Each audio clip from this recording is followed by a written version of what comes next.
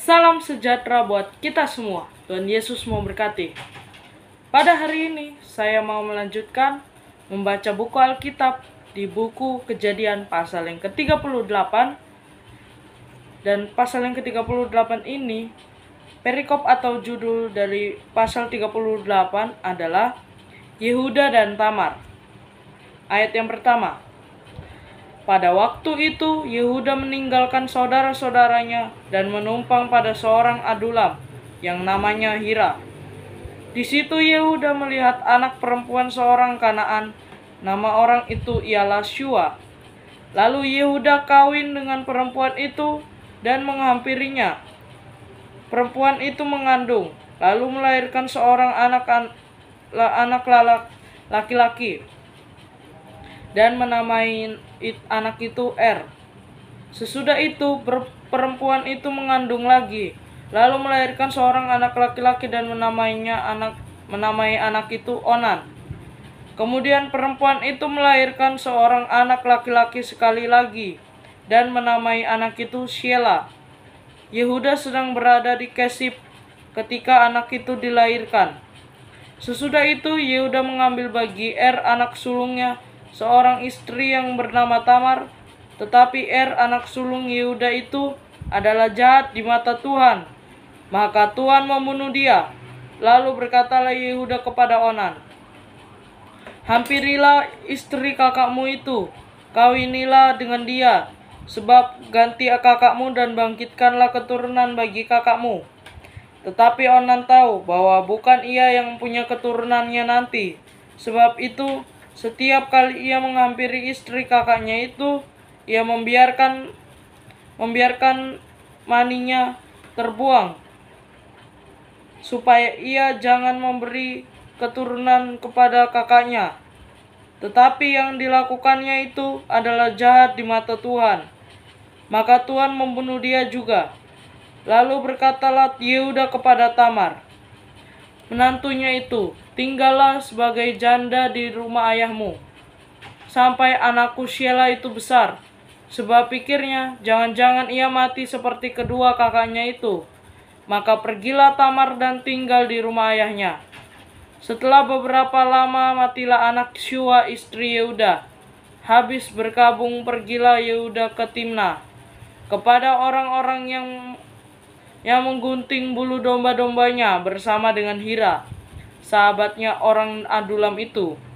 Ketika dikabarkan kepada Tamar, "Bapa mertuamu sedang di jalan ke Timnah untuk menggunting bulu domba-dombanya," maka ditinggalnyalah pakaian kejandaannya ia bertelungkung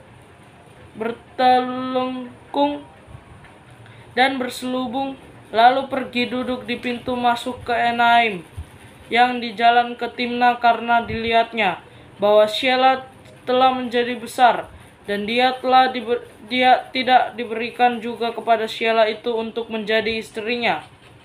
Ketika Yehuda melihat dia, disangkalnyalah dia seorang perempuan sundal, karena ia menutupi mukanya. Lalu berpalinglah Yehuda mendapatkan perempuan yang di pinggir jalan itu, serta berkata, "Marilah aku mau menghampiri engkau." Sebab ia tidak tahu bahwa perempuan itu menantunya. Tanya perempuan itu, "Apakah yang engkau berikan kepadaku jika engkau menghampiri aku?" Jawabnya, "Aku akan mengirimkan kepadamu seekor anak kambing dari kambing dombaku." Kata perempuan itu, "Asal engkau memberikan tanggungannya sampai engkau mengirimkannya kepadaku." Tanyanya, "Apakah tanggungan yang harus kuberikan kepadamu?" Jawab perempuan itu, "Cap materaimu serta kalungmu dan tongkat yang ada di tanganmu itu." Lalu berikannya semuanya itu kepadanya. Maka ia menghampirinya, perempuan itu mengandung daripadanya. Bangunlah perempuan itu, lalu pergi, ditanggalkannya telengkuknya, dan dikenakannya pula pakaian kejandaannya. Adapun Yehuda, ia mengirimkan anak kambing itu dengan perantaraan sahabatnya orang adulam itu, untuk mengambil kembali tanggungnya dari tangan perempuan itu. Tetapi perempuan itu tidak dijumpainya lagi. Ia bertanya-tanya, di tempat tinggal perempuan itu, di manakah perempuan jalang yang duduk tadinya di pinggir jalan di Enaim itu? Jawab mereka, tidak ada di sini perempuan jalang. Kembalilah ia kepada Yehuda dan berkata, tidak ada kujumpai dia dan juga orang-orang di tempat itu. Berkata, tidak ada perempuan jalang di sini. Lalu berkatalah Yehuda, biarlah barang-barang itu dipegangnya, supaya kita jangan menjadi buah olok-olok orang. Sungguhlah anak kambing itu telah kukirimkan, tetapi engkau tidak menjumpai perempuan itu. Sesudah kira-kira 3 bulan dikabarkanlah kepada Yehuda, Tamar menantumu bersundal, bahkan telah mengandung dari persundalannya itu. Lalu kata Yehuda, bawalah perempuan itu supaya dibakar. Waktu dibawa, perempuan itu menyuruh orang kepada mertuanya mengatakan, dari laki-laki yang mempunyai barang-barang inilah aku mengandung. Juga dikatakannya, periksalah siapa yang mempunyai cap materai serta kalung dan tongkat ini. Yehuda memeriksa barang-barang itu, lalu berkata, bukan aku, tetapi perempuan itulah yang benar, karena memang aku tidak memberikan dia kepada Shelah anakku, dan ia tidak bersetubuh lagi dengan perempuan itu. Pada waktu perempuan itu hendak bersalin, nyatalah ada anak kembar dalam kandungannya.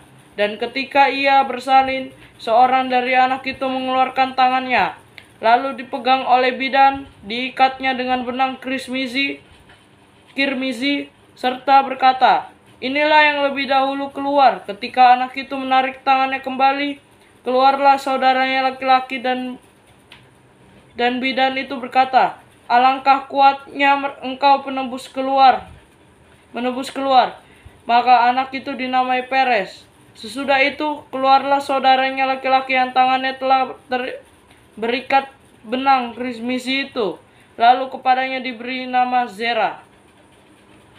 Semoga firman Tuhan ini dapat memotivasi atau dapat bermanfaat dalam kehidupan kita sehari-hari. Tuhan Yesus memberkati. Amin.